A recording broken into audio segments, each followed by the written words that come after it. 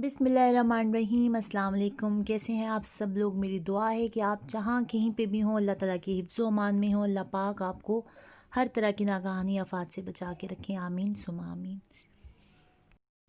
आपसे मेरी छोटी सी रिक्वेस्ट है कि काइंडली मेरे व्लॉग को प्लीज़ पूरा देखिएगा, इसलिए कि मुझे आपसे एक मशवरा जो है वो दरकार है। उसके लिए मेरी आपसे रिक्वेस्ट है कि प्लीज़ व्लॉग को पूरा देखिएगा और अच्छा मशवरा दीजिएगा। आज मैं ब्रेकफास्ट करने लगी हूँ उस चीज़ से जिसका मैं सोचती हूँ कि मैं पाकिस्तान जाके अपने फूफो के हाथ के बने हुए खाऊंगी। उस चीज़ से आज मेरा ब्रेकफास्ट होने वाला है। जी हाँ, ये जो आपको मज़ेदार सा मुतंजन नज़र आ रहा है, ये जो है हमें भेजा 12 रबीउल अव्वल पे। हमारे यहाँ पे एक आंटी हैं, उन्होंने बना के, और यकीन माने इतना टेस्टी, इसको देख के ही ना मतलब अभी वॉइस ओवर करते हुए भी मेरे मुंह में पानी आ रहा है, इसलिए कि ये ख़त्म हो चुका है। तो इससे मैंने खैर नाश्ता किया, और नाश्ते करने के बाद आपको पता है वही घर के ना ख़त्म होने वाले काम। और मैंने सबसे पहले सफाई वगैरह की। और सफाई से साथ साथ मैं आपको बताती चलूँ कि मुझे एक ना बीमारी है, और ज़्यादा परेशान होने की ज़रूरत नहीं है। बीमारी है मुझे ये सेटिंग चेंज करने की।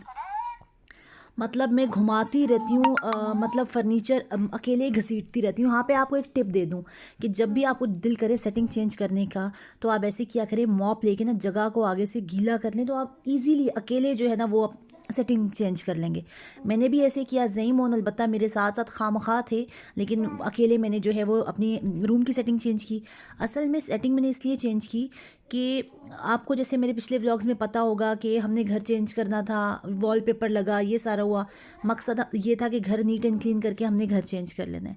लेकिन हुआ कुछ ऐसा कि आपको पता है जो सिचुएशन चल रही है उसकी वजह से हमें कोई ऐसा घर नहीं मिल रहा जो हमारी मतलब पसंद के अकॉर्डिंग हो, जो हमें अच्छा लगे। तो अभी तक हम स्टिल उसी घर में, तो मतलब बहुत हो गया था इसी उसी सेटिंग को देखते हुए।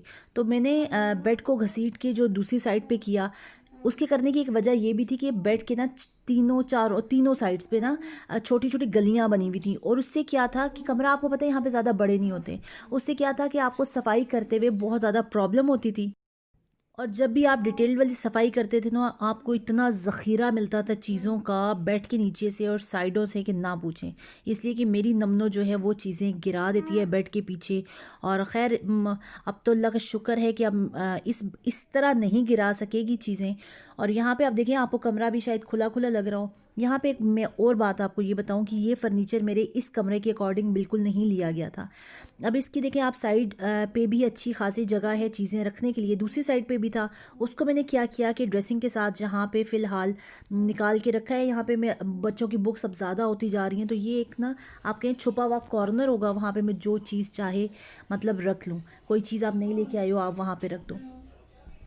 और उसके करने करते साथ साथ एनर्जी लेवल हो रहा है डाउन, तो मैंने सोचा कि लस्सी पी जाए। हालांकि सर्दी हो गई है यहाँ पे अच्छी खासी, लेकिन यहाँ पे जो मेरा घर है ना, ये हम फ्लैट्स में रहते हैं, तो यहाँ पे जो है हीटर आपके तमाम टाइम ऑन रहते हैं, तो वो अच्छी खासी ना गर्म हो जाता है। इवन मैं कुछ कमरों का हीटर मुकम्मल बंद रखती हूँ, लेकिन फिर भी अच्छी खासी गर्मी हो जाती है। आज के व्लॉग में मैंने आपसे बहुत सीरियस बात करनी है। साथ साथ मैं खाना बनाती हूँ, और साथ साथ मैं आपको वो सीरियस बात भी करती हूँ जिसको मुझे करने का बहुत दिनों से दिल था।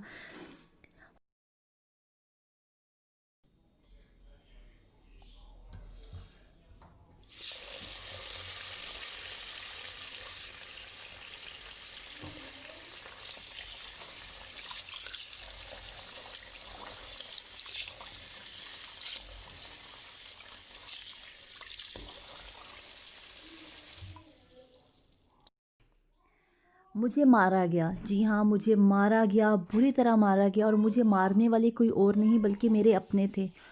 इतनी बुरी तरह मारा गया कि मुझे अपनी जान बचाने के लिए भागना पड़ा। वो मेरे अपने कौन थे? मेरे खाला और खालू, जी हाँ, जो मेरे सास और ससुर भी हैं। इवन उन्होंने ये कोशिश की कि वो मुझे धक्का दे के खिड़की से गिरा दें, लेकिन इंसान की ज़िंदगी जितनी हो उसने उतनी जीनी होती है। और माँ बाप के लिए बेटियाँ कितनी अजीज़ होती हैं, ये सब माँ बाप जो मेरी बात सुन रहे होंगे इस बात से एग्री करेंगे कि बेटियाँ कितनी अजीज़ होती हैं, कितनी नाजुक होती हैं, उनके कितने छोटे छोटे प्यारे प्यारे सपने होते हैं। लेकिन जब वो ब्याह के किसी के घर जाती हैं तो उनको इस तरह का जुल्म सहना पड़ता है। और किसी के घर नहीं बल्कि अपने सगे खाला और खालू के घर। जी हाँ, अपने सगे खाला और खालू के घर, और मारने वाले कोई और नहीं बल्कि सगे खाला और खालू जो कि सास ससुर बन चुके हैं। पहले तो वो अचानक मेरे घर आए मेरे देवर के साथ, और उन्होंने मुझे आते साथ ही मारना पीटना शुरू कर दिया। और ये सब मारपीट मेरे बच्चों के सामने हो रही थी। और मेरे बच्चे और मेरे हस्बैंड, जी हाँ, मेरे हस्बैंड जो कि जिन्होंने ज़िंदगी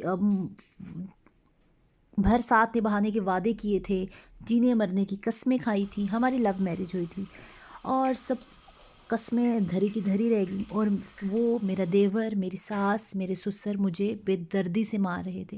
मैंने बड़ी जान बचाने की कोशिश की। मैं एक कमरे में जा रही थी, दूसरे कमरे में जा रही थी, लेकिन वो मेरे पीछे पीछे आए और उन्होंने मुझे बहुत मारा। इवन कि मेरे ससुर ने मुझे खिड़की से धक्का देने की कोशिश की। लेकिन फिर वही बात कहूँगी कि इंसान की ज़िंदगी हो तो उसको कोई नहीं मार सकता। मैंने भाग के बाथरूम में चली गई, और सिर्फ बाथरूम हमारे घर में ऐसी जगह थी जहाँ पे अंदर से लॉक हो सकता था। मैंने लॉक लगा लिया। फिर शायद उनके वो भी मुझे मार मार के थक चुके थे, और कुछ अल्लाह का रहम था कि उनके जहन में भी कुछ आया तो उन्होंने मुझे छोड़ दिया, मज़ीद मुझे नहीं मारा। अलबत्ता मैं डर के सहम के बैठी रही बाथरूम में काफ़ी देर तक। और ये सारी बातें मुझे मेरी एक सब्सक्राइबर ने कहा, ये उनकी आप बीती है जो मैंने आपको सुनाई। जी हाँ, मेरी एक सब्सक्राइबर जो कि फ़्रांस में ही रहती हैं, उनके साथ ये सब कुछ हुआ, उनको इतना तशद्दुद का सामना करना पड़ा। उन्होंने मुझे कहा कि मैं उनको क्या मशवरा देती हूँ कि उनको क्या करना चाहिए। तो मैंने उन्हें कहा कि मैं तो देखें, मैं किसी को ऐसे मशवरा नहीं दे सकती कि अब पीछे क्या स्टोरी है, उनके उनके हस्बैंड के साथ कैसे रिलेशन है, उनके बच्चे हैं, और मैं उठ के जज्बाती हो के उनको बोल दूँ नहीं भाई तुम छोड़ दो, ये है वो है। बंदा दूसरों के ऊपर बड़ी तकरीरें कर सकता है, लेकिन जब आप किसी मामले के अंदर घुसते हो तब आपको और हकीकत पता चलती है। तो मैंने उन्हें यही कहा था कि आप अपना टाइम लो, अभी आप बहुत ज़्यादा इमोशनल हुई हो, आप देखो कि आपके हस्बैंड कैसे हैं आपके साथ।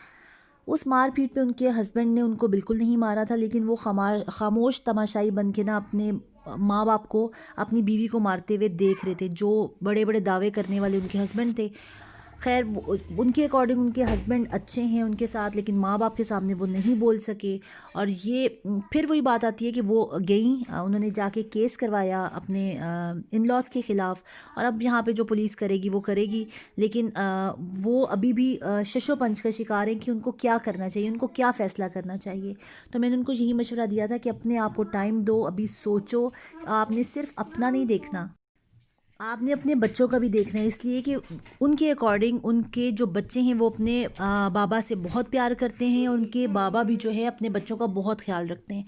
तो इस सिलसिले में आप लोगों के भी मशवरे का जो है वो दरकार है। आप लोग भी कमेंट सेक्शन में ज़रूर मशवरा दीजिएगा कि उनको क्या करना चाहिए, और प्लीज़ अच्छा मशवरा दीजिएगा, कोई जज्बाती मशवरा मत दीजिएगा, इसलिए कि आपका गलत मशवरा उनकी ज़िंदगी को ख़राब कर सकता है।